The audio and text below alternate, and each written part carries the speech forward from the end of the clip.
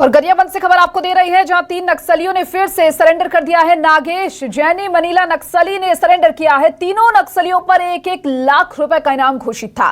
5 साल से तीनों नक्सली सक्रिय थे। कई माओवादी घटनाओं में ये शामिल थे। नक्सल उन्मूलन नीति के तहत सरेंडर यहां पर किया गया है। और देखिए, ये बड़ी खबर आपको दे रही है, 3 नक्सलियों ने एक बार फिर से सरेंडर कर दिया है। गरियाबंद से खबर आपको दे रही है, जहां पर तीनों पर इनाम घोषित था। 3 नक्सलियों की ओर से यह सरेंडर, नागेश, जैनी, मनीला नक्सली ने सरेंडर किया।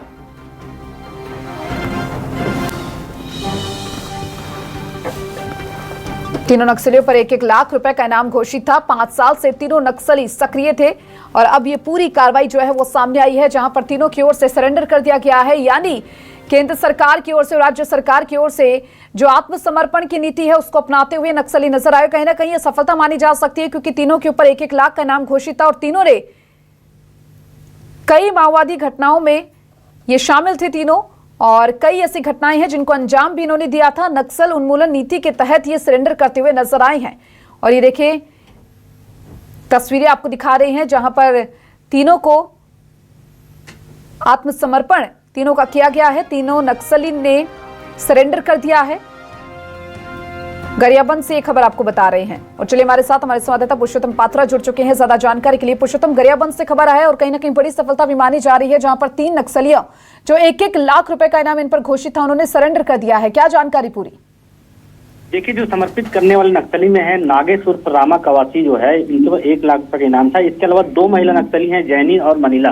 ये तीनों पिछले 7 से 8 वर्षों से लगातार इस इलाके में सक्रिय हैं।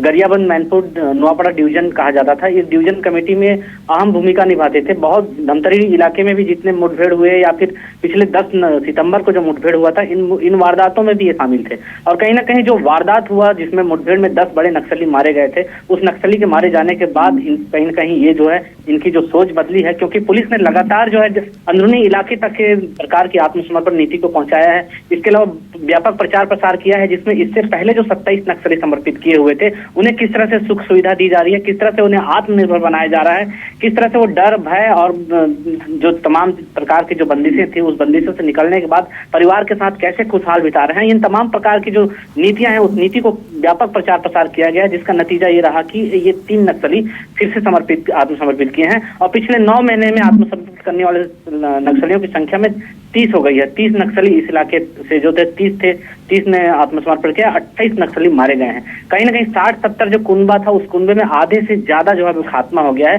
10% नक्सली ही रह गए हैं, जो आने वाले दिनों में हो सकता है आत्मसमर्पण करेंगे या फिर किसी तरह फिर मुठभेड़ में और मारे जाएंगे। जी पुरुषोत्तम, क्या लगता है ये जो नीति है केंद्र सरकार की ओर से भी और राज्य सरकार की ओर से भी, जो आत्मसमर्पण यहाँ पर नक्सलियों की ओर से अब किया जा रहा है, कहीं ना कहीं ये बड़ी सफलता यहाँ पर मानी जा सकती है? क्योंकि इससे पहले भी नक्सलियों ने सरेंडर किया है, जिनके ऊपर ना जाने कितने लाखों का इनाम घोषित था।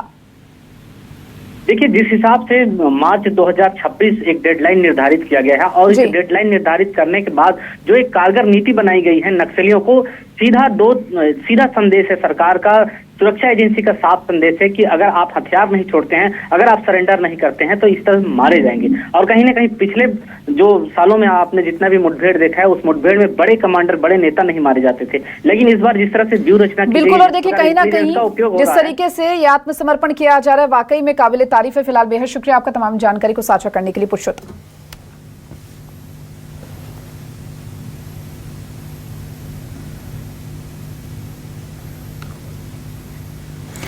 और देखिए, नक्सल उन्मूलन नीति के तहत ये सरेंडर यहां पर किया गया है। 3 नक्सलियों ने, जिनके ऊपर 1-1 लाख का इनाम घोषित था, उन्होंने सरेंडर कर दिया है।